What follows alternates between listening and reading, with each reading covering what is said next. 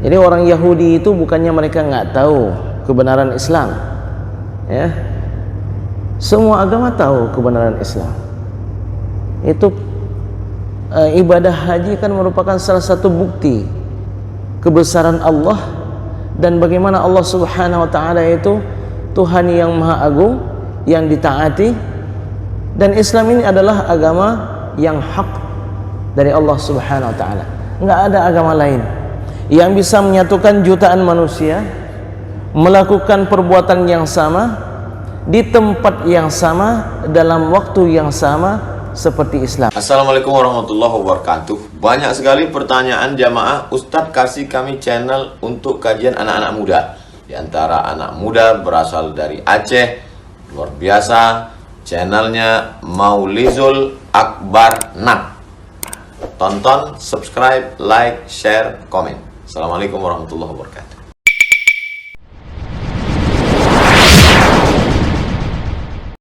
Assalamualaikum warahmatullahi wabarakatuh. Alhamdulillah rabbil alamin.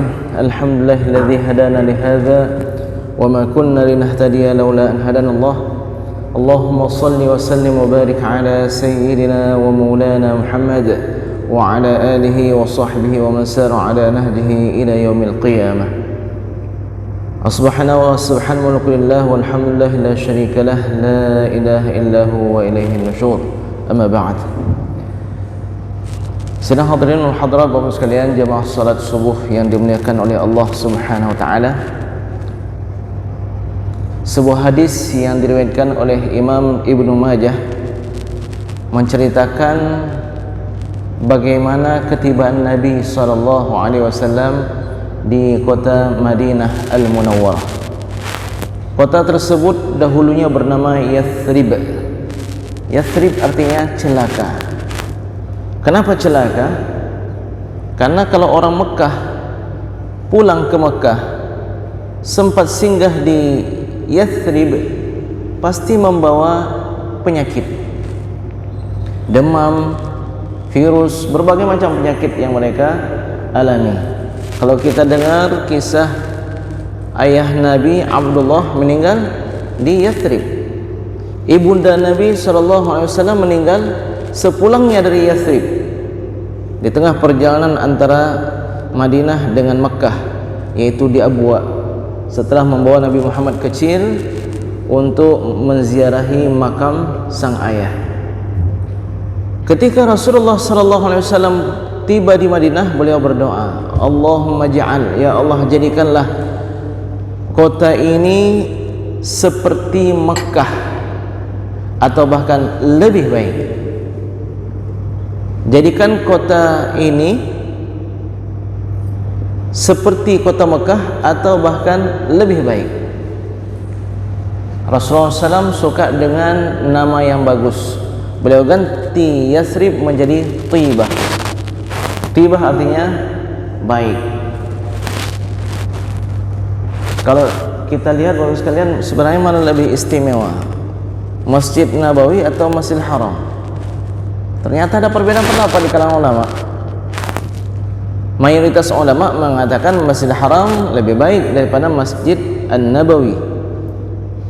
Ibadah atau salat yang kita lakukan di Haram Makkah itu 100.000 lebih baik daripada masjid yang lain.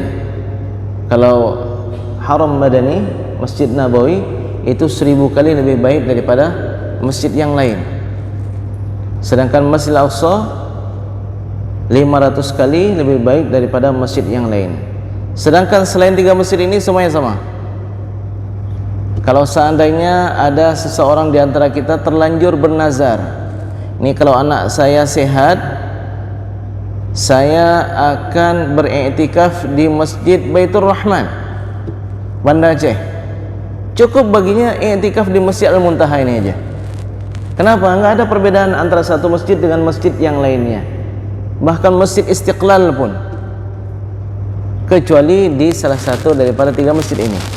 Karena 3 masjid inilah yang berbeda dengan masjid yang lainnya. Namun sidang hadirin hadirat sekalian,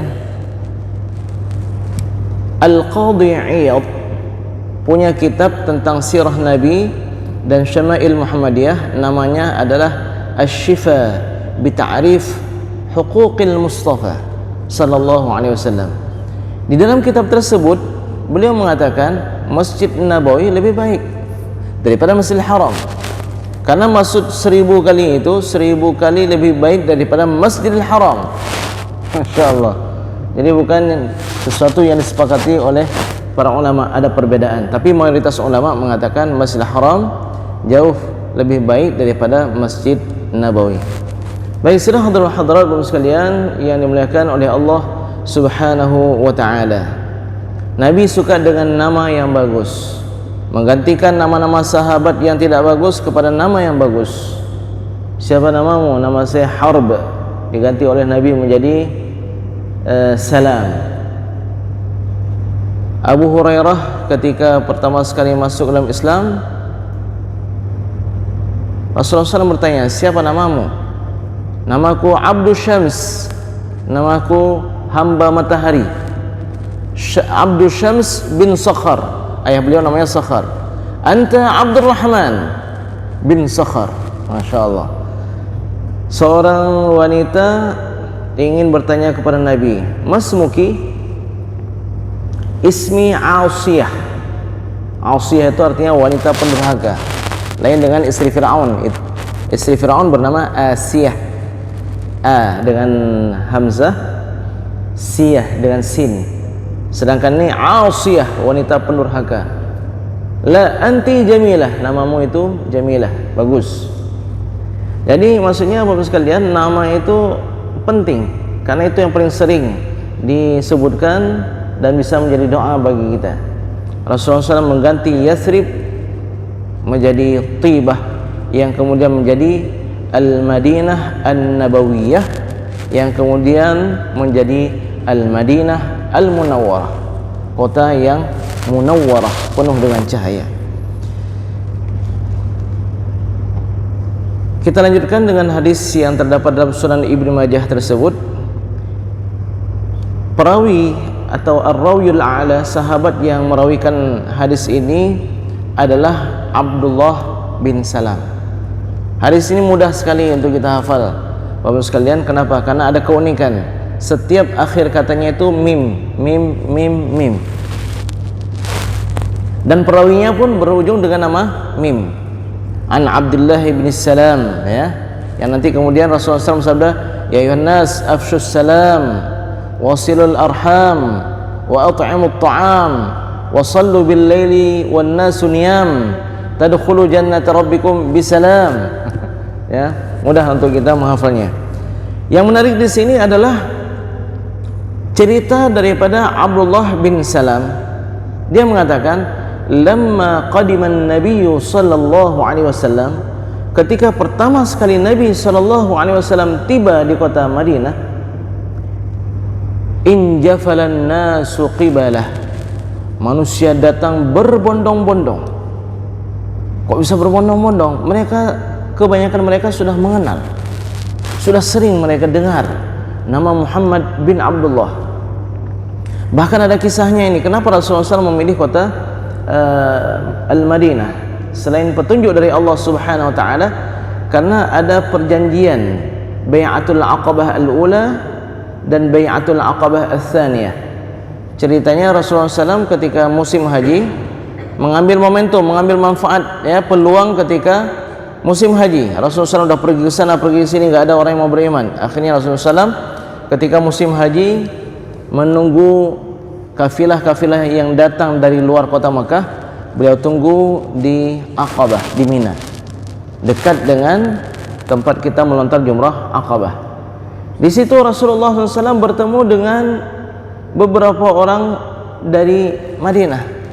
Lalu Rasulullah SAW sampaikan kepada mereka, saya ini utusan dari Allah Subhanahu wa taala, ajaran yang saya bawa begini, begini, begini. Mereka tertarik karena yang disampaikan oleh Nabi adalah perkara yang mulia, perkara yang indah semuanya. Jumlah mereka di waktu itu belum begitu banyak, mungkin hanya sekitar belasan orang.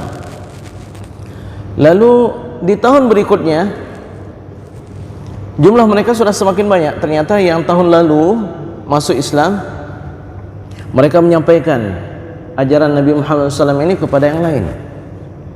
Yang lain pun tertarik. Jumlah mereka di waktu itu sudah 80-an orang.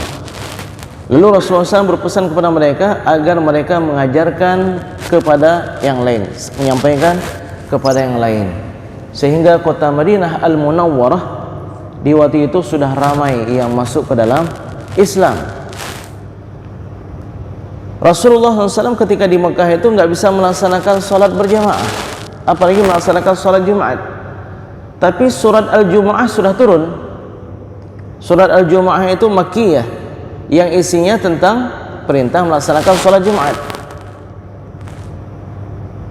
Sehingga yang pertama sekali melaksanakan sholat Jumat, kalau kita lihat dalam sejarahnya, kawan sekalian, itu bukan Nabi SAW, tapi justru penduduk kota Madinah Al-Munawwarah yang dipimpin oleh As'ad bin Zurarah. Para sahabat bertanya, atau para tabi'in bertanya, berapa jumlah kalian di waktu itu? Jumlah kami di waktu itu 40 orang. Maka dari kata bilangan 40 ini menjadi ketentuan dalam mazhab Imam Asy-Syafi'i bahwa salat Jumat baru sah kalau dihadiri oleh 40 orang ahli Jumat. Kalau Imam Ahmad atau Imam Malik, mereka berpendapat sah Jumat dengan jumlah 12 atau 15 orang. Kenapa jumlah tersebut? Mereka punya dalil bahwa ketika Rasulullah SAW sedang berkhutbah, kafilah dagang datang ke kota Madinah, mereka pun datang menyambut kafilah tersebut. Yang tinggal bersama Rasulullah SAW di waktu itu hanya sekitar 12 orang atau 15 orang, ada perbedaan riwayat. Jadi mereka mengatakan berarti sekurang-kurang bilangan Jumat adalah 12 atau 15 orang. Apa pandangan Imam Asy-Syafi'i? Imam Syafi'i juga punya dalil. Iya, mereka sudah mendengarkan rukun, jumlah mereka ramai, lalu mereka bubar, bukan bubar, maksudnya menyambut kafilah dagang. Lalu mereka mendapatkan teguran ketika Rasulullah SAW membaca ayat, wa idza ra'aw tijaratan aw lahwan infaddu ilaiha wa tarakuka qa'ima qul ma 'indallahi khair. Ma 'indallahi khairun minal lahwi wa minat tijarah wallahu khairur raziqin. Jadi Rasulullah SAW menyampaikan ma 'indallahi khair minal lahwi wa tijarah. Mereka balik. Sehingga di khutbah kedua dalam penyampaian rukun didengarkan juga oleh lebih 40 orang. Jadi punya dalil, punya alasan Imam Syafi'i kenapa tetap mempertahankan 40 orang tersebut. Jadi yang pertama sekali melaksanakan Jumat adalah justru penduduk Madinah Al-Munawwarah. Kembali kepada kisah Abdullah bin Salam, lamma qadima an-nabiy sallallahu alaihi wasallam al-Madinah injafala an-nasu qibalah. Jadi orang datang berbondong-bondong, Masya Allah. Kalau kita menyambut Ustaz Abdul Somad, Ustaz siapa begitu, datang ramai-ramai. Ini Rasulullah SAW lebih lagi. Bahkan kita dengarkan tuh Madinah sampai kosong itu. Mereka membawa gendang, ada yang berbagai macam, ada yang naik ke pohon kurma melihat-lihat sudah tiba atau belum, sudah tiba atau belum. Lalu ketika tiba beliau, faqila qadima Rasulullah, qadima Rasulullah, qadima Rasulullah. Orang-orang mengatakan telah tiba Rasulullah, telah tiba Rasulullah, telah tiba Rasulullah. Faji'tu fin nasi la'anzur. Aku pun ikut datang bersama manusia untuk melihat yang mana sih Rasulullah SAW itu, yang mana sih Muhammad yang mengaku utusan dari Allah Subhanahu wa taala. Falamma ra'aituhu, pertama sekali aku melihat beliau, aku perhatikan, tabayyana li, nyata bagiku, anna wajhahu laysa biwajhi kadzdzab. Wajah yang seperti ini bukanlah wajah seorang pendusta. Masya Allah. Ya, bagaimana itu wajah? Kalau dilihat sekali pandang, ini bukan orang pembohong ini. Bagaimana kira-kira? Ya, pasti wajahnya teduh, bercahaya, menggembirakan orang yang melihatnya. Kalau dalam kitab Asy-Syifa memang dikatakan bahwasanya kalau seandainya keindahan itu satu, setengahnya itu diberikan oleh Allah kepada Nabi Muhammad sallallahu alaihi wasallam. Seperempatnya, kan ada sisa setengah. Seperempatnya itu untuk Nabi Yusuf alaihissalam, dan seperempat yang terakhir itu ya adalah untuk kita, dia bagi sedikit-sedikit. Ada mancung hidungnya tapi matanya cipit, ada yang begini dan seterusnya ya. Bapak sekalian, pengakuan dari Abdullah bin Salam ini, falamma ra'aituhu tabayyana li anna wajhahu laysa biwajhi kadzdzab. Tabayyana li itu menunjukkan enggak susah-susah kita perhatiin. Begitu lihat saja langsung nyata, ini wajah seorang yang jujur nih, bukan seorang pendusta. Siapakah Abdullah bin Salam ini? Abdullah bin Salam ternyata waktu itu masih seorang Yahudi, bahkan statusnya ulama yang paling hebat di kota Al-Madinah Al-Munawwarah terhadap kitab Taurat. Itu nama setelah dia masuk dalam Islam. Sebelum masuk dalam Islam namanya Husain bin Sailam. Husain, Hisnun itu benteng, Husain berarti benteng kecil. Husain bin Sailam. Jadi Husain bin Sailam ini pun ada kisah menariknya ini. Ya, Husain bin Sailam ini setelah dia masuk dalam Islam, dia katakan, "Ya Rasulullah, saya ada cara bagaimana agar orang-orang Yahudi mereka memeluk agama Islam, atau kita ingin tahu bagaimana sebenarnya busuknya hati mereka. Bagaimana caranya? Ya Rasulullah, undang mereka ke rumahmu, sembunyikan aku di rumahmu, tanyakan kepada mereka siapakah saya." Rasulullah SAW mengundang orang-orang Yahudi, pemuka-pemuka Yahudi itu diundang semuanya ke rumah beliau, sedangkan Husain bin Salam disembunyikan di dalam kamar. Setelah datang semua, Rasulullah SAW mengatakan, "Wahai kalian pendeta-pendeta atau rahib-rahib Yahudi, apa pendapat kalian tentang Husain bin Salam? Itu orang yang paling mulia di antara kami, nasabnya yang paling mulia di antara kami, ilmunya yang paling hebat di antara kami. Apakah kalian setuju semuanya?" Setuju semuanya. Betul, betul. "Wahai Husain, keluarlah kamu." Keluar dia. Terkejut mereka semua. Loh, maksudnya apa? Mereka sengaja enggak ngajak Husain bin Salam ke rumah Rasulullah SAW supaya dapat tinggal lah. Maksudnya apa? Itu kami belum bisa jawab semuanya permasalahan yang kau tanyakan ya Rasulullah atau ya Muhammad. Jadi masih ada bersama kami seorang yang paling alim. Soalnya begitulah. Jadi ketika muncul Husain bin Salam, terperanjat mereka. Lalu Husain bin Salam mengatakan, "Kalian telah sadar apa yang kalian ucapkan. Ketahuilah anni, bahwasanya aku ini ushhidu alla ilaha illallah wa anna Muhammadan Rasulullah." Bersaksi di hadapan para pendeta Yahudi tersebut. Apa mereka katakan seketika? Seburuk-buruk orang adalah Husain bin Salam. Orang yang paling buruk nasabnya adalah Husain bin Salam. Semua mereka keluar dari rumah Rasulullah sallallahu alaihi wasallam.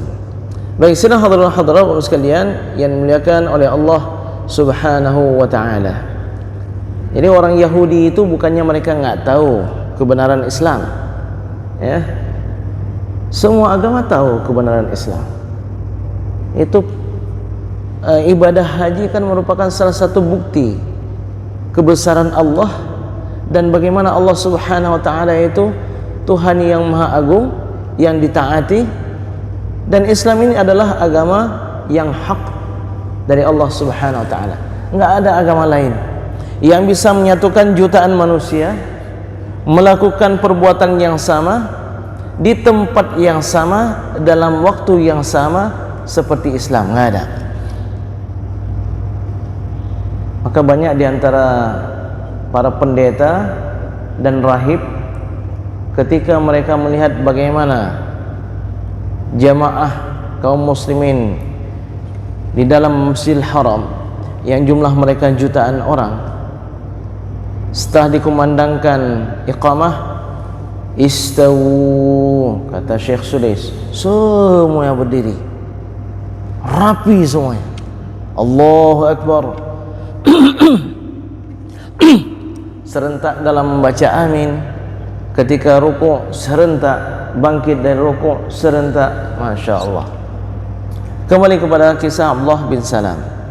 Abdullah bin Salam mengatakan, fakana awwal syai'in, dan adalah yang pertama sekali, sami'tuhu, yang aku dengar dari Rasulullah sallallahu alaihi wasallam, annahu qala, bahwasanya beliau bersabda, ada 4 wasiat. Inilah yang pertama sekali disampaikan oleh Rasulullah sallallahu alaihi wasallam ketika beliau tiba di Madinah Al-Munawwarah. Ini kita melihat Bapak-Ibu sekalian, sejauh mana kita sudah melaksanakan perintah Nabi sallallahu alaihi wasallam agar terwujud masyarakat yang diidamkan oleh Nabi sallallahu alaihi wasallam. Pesan beliau 4. Ya ayyuhan nas, wahai para manusia. Kenapa para manusia? Karena di waktu itu yang hadir bukan hanya kaum muslimin, orang-orang Yahudi pun datang. Ya ayyuhan nas, afshus salam, tebarkanlah salam. Tebarkan salam di sini punya 2 makna. Salam yang pertama bermakna perdamaian. Islam ini, hakikat Islam ini agama yang memberikan kedamaian bagi pemeluknya dan juga bagi orang lain yang mau hidup bersama mereka kaum muslimin. Sehingga Rasulullah SAW menyebutkan apa? Al-muslimu, kalian mau tahu siapa muslim yang sebenarnya? Al-muslimu man salimal muslimuna min lisani wa yadihi. Muslim itu, hakikat seorang muslim itu adalah yang muslim lainnya merasa nyaman dari tutur katanya dan perbuatannya. Itu sekalian. Kalau kita lihat, kira-kira kita sudah muslim yang sebenarnya atau belum? Alhamdulillah Ustaz, dan insya Allah kami pertahankan. Alhamdulillah.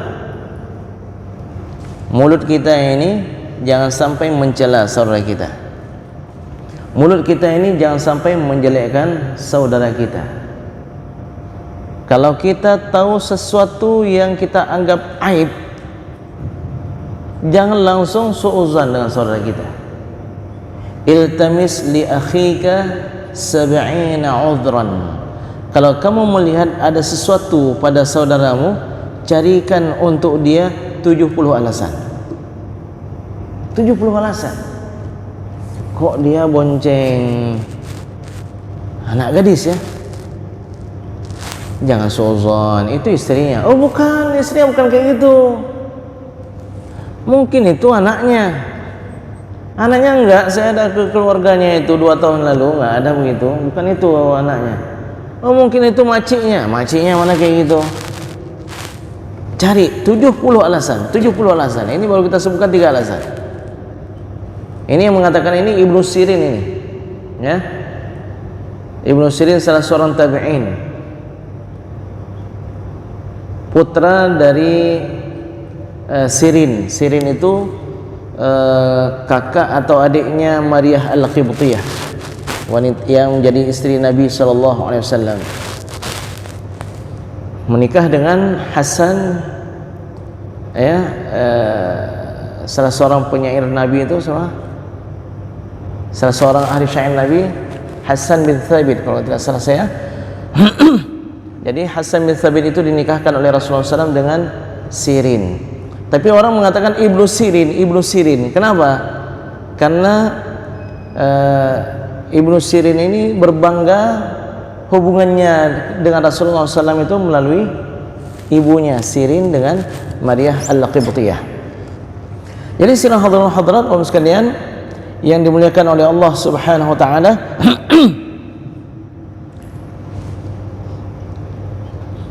bagaimana kita menjaga hubungan baik kita dengan saudara kita melalui lisan kita. Carilah 70 alasan.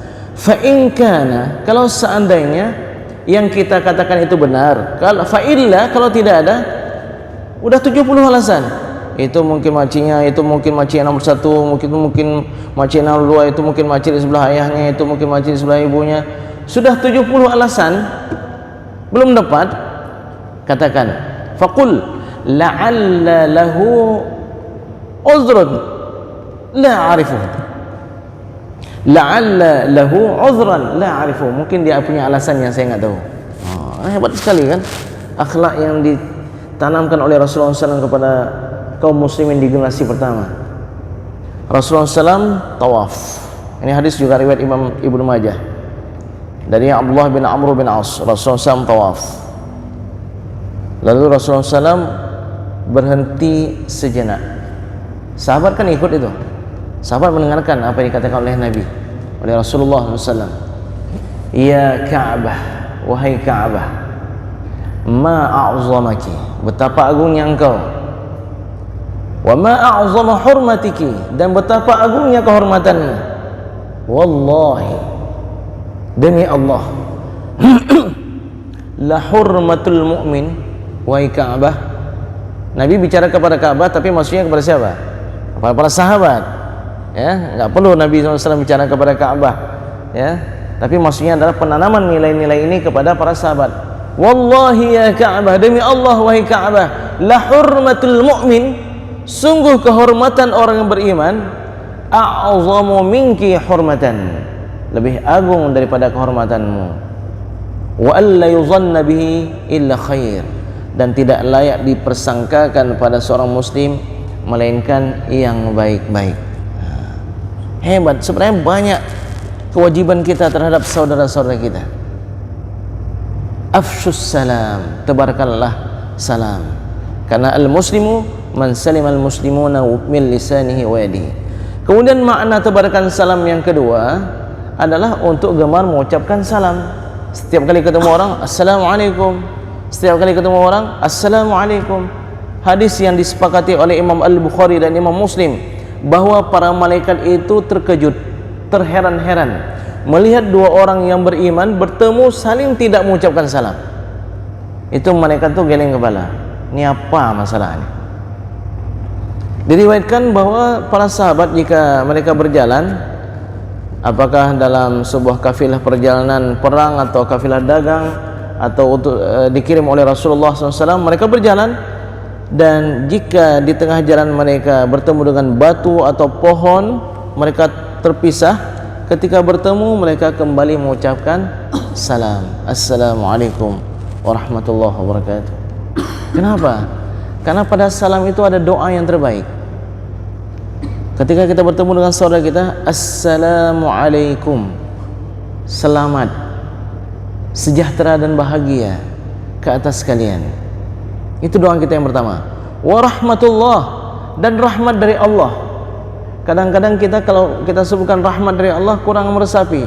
Rahmat itu artinya kasih sayang dari Allah Subhanahu wa taala. Semoga kamu itu disayangi sama Allah. Wa barakatuh, dan semoga Allah memberikan keberkahan untukmu. Maka salam ini menjadi salam yang juga akan kita gunakan ketika kita di surga kelak.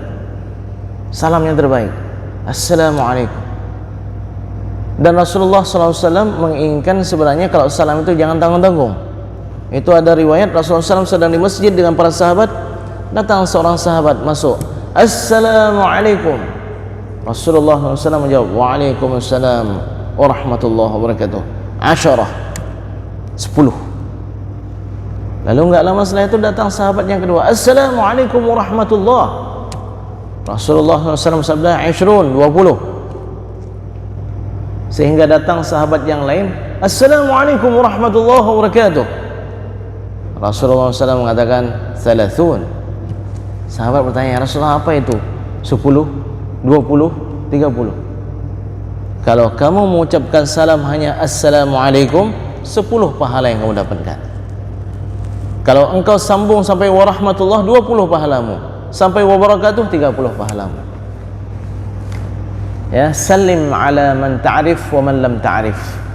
Di antara adab salam itu, ucapkan salam baik terhadap yang kita kenal maupun tidak kita kenal. Ketika saya di Mesir dulu, ada beberapa kali masuk lift, kalau pakai peci, pakai serban, pakai jubah, Assalamualaikum saya ucapkan.